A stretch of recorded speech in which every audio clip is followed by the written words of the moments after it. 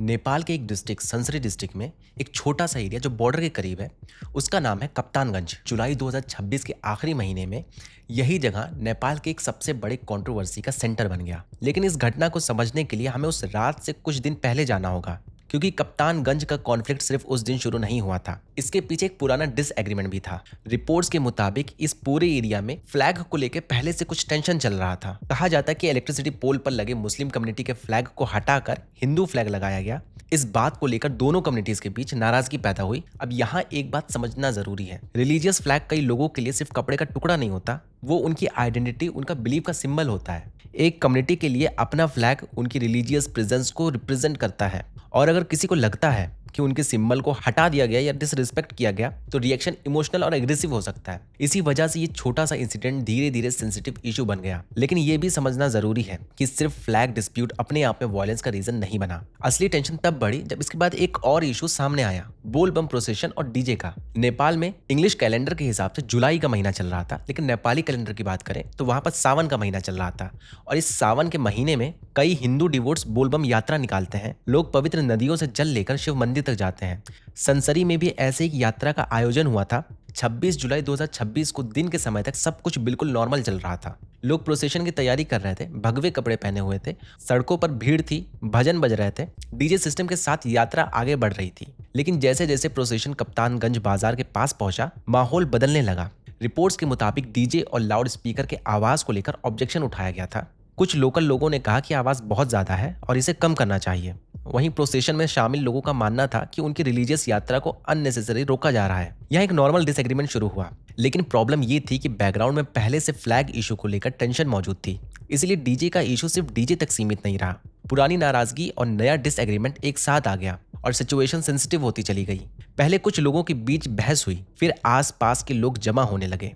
जो बात कुछ लोगों के बीच शुरू हुई थी वो धीरे धीरे भीड़ का इशू बन गई, और जब भीड़ बढ़ती है तो सिचुएशन को कंट्रोल करना थोड़ा मुश्किल हो जाता है। इसी दौरान दोनों तरफ से टेंशन बढ़ने लगी, पत्थरबाजी शुरू हुए, लोग आमने सामने आ गए और कुछ ही वक्त में एक रिलीजियस प्रोसेशन वायलेंट क्लैश में बदल गया। पुलिस को इमरजेंसी इंफॉर्मेशन दी गई। लोकल पुलिस टीम तुरंत मौके पर पहुंची। उनका पहला काम था दोनों ग्रुप को अलग करना और वायलेंस को रोकना। लेकिन ग्राउंड पर सिचुएशन रैपिडली खराब हो रही थी, भीड़ बढ़ रही थी, सिक्योरिटी पर्सनल्स भी निशाने पर आ रहे थे, और अब ये सिर्फ दो ग्रुप के बीच का डिस्प्यूट नहीं था, ये एक लॉ एंड ऑर्डर क्राइसिस बन चुका था। रात बढ़ती जा रही थी, लेकिन कप्तानगंज का टेंशन कम नहीं हो रहा था। पुलिस के सामने सबसे बड़ी चैलेंज थी भीड़ को कंट्रोल करना बिना सिचुएशन को और बिगाड़े। अथॉरिटीज के मुताबिक पुलिस ने पहले लोगों को समझाने की कोशिश की, अनाउंसमेंट किए गए, भीड़ को पीछे हटने के लिए कहा गया, लेकिन ये सारा सिचुएशन कंट्रोल में नहीं आ रही थी। रिपोर्ट्स के मुताबिक क्लैश के दौरान पुलिस पर्सनल्स पर भी हमले हुए और कई सिक्योरिटी पर्सनल्स इंजर्ड हुए। अब पुलिस के सामने एक बहुत मुश्किल डिसीजन था। अगर भीड़ को नहीं रोका जाता तो वायलेंस और फैल सकता था, लेकिन फोर्स का यूज भी अपने साथ सीरियस कॉन्सिक्वेंसेस ला सकता था। इसी बीच अथॉरिटीज के मुताबिक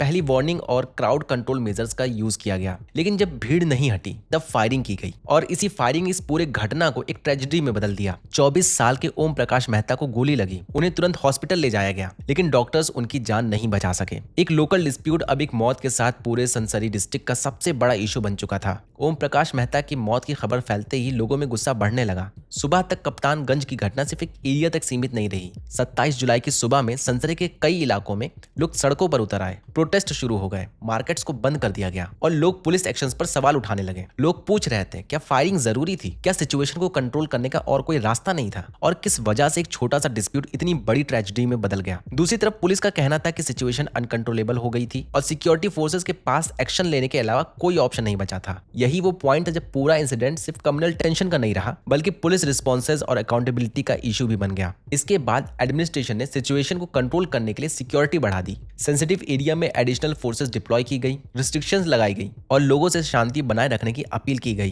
क्योंकि अथॉरिटीज को डर था कि अगर टेंशन नहीं रुकी गई तो एक इंसिडेंट एक बड़ा रिएक्शन और रिटेलिएशन का साइकिल शुरू कर सकता है। ऐसे कॉन्फ्लिक्ट में सबसे बड़ा चैलेंज होता है कि असली इंसिडेंट और उसके बाद फैलने वाली कहानियों में फर्क करना। सोशल मीडिया पर वीडियोस और मैसेजेस सर्कुलेट होने लगे। कुछ लोग अपनी तरफ से पूरी स्टोरी बता रहे थे, कुछ लोग एंगल ही चेंज कर देते थे, किसी और टॉपिक को बीच में ले आ रहे थे। और कई बार ऐसे सिचुएशन में प्रॉब्लम ये होती है कि सच सामने आने से पहले ही लोग अपना कंक्लूजन बना लेते हैं। इसी वजह वजह से अथॉरिटीज ने लोगों से अपील की कि बिना वेरीफाई किए हुए किसी भी डेटा को पब्लिकली शेयर मत कीजिए और खुद से कोई अफवाह ना फैलाइए। इस इंसिडेंट के बाद नेपाल गवर्नमेंट और लोकल एडमिनिस्ट्रेशन के ऊपर प्रेशर बढ़ने लगा। लोग इन्वेस्टिगेशन की डिमांड कर रहे थे। सवाल सिर्फ ये नहीं था कि वायलेंस किसने शुरू की, सवाल ये भी था कि सिचुएशन को इतना बढ़ने से पहले रोका क्यों नहीं गया। क्या लोकल लेवल पर पहले से चल रहे टेंशंस को सीरियसली लिया गया था और क्या पुलिस फायरिंग अवॉइड की जा सकती थी? इन सवालों के जवाब के लिए इन्वेस्टिगेशन जरूरी थी। अथॉरिटीज ने पूरी घटना की जांच की बात कही। इसका मकसद था इंसिडेंट की टाइमलाइन समझना, फ्लैग डिस्प्यूट से लेकर प्रोसेशन के क्लैश तक और फिर पुलिस फायरिंग तक, हर पॉइंट को एग्जामिन करना। साथ ही वायलेंस में शामिल लोगों के खिलाफ एक्शन की बात भी कही गई, क्योंकि किसी भी डेमोक्रेसी में ट्रस्ट तभी वापस आता है जब लोगों को लगे कि कानून सबके लिए एक जैसा है। कप्तानगंज की घटना एक बार फिर दिखाती है कि कैसे सोशल कॉन्फ्लिक्ट अक्सर एक ही वजह से नहीं बनती। कभी एक पुराना डिसएग्रीमेंट,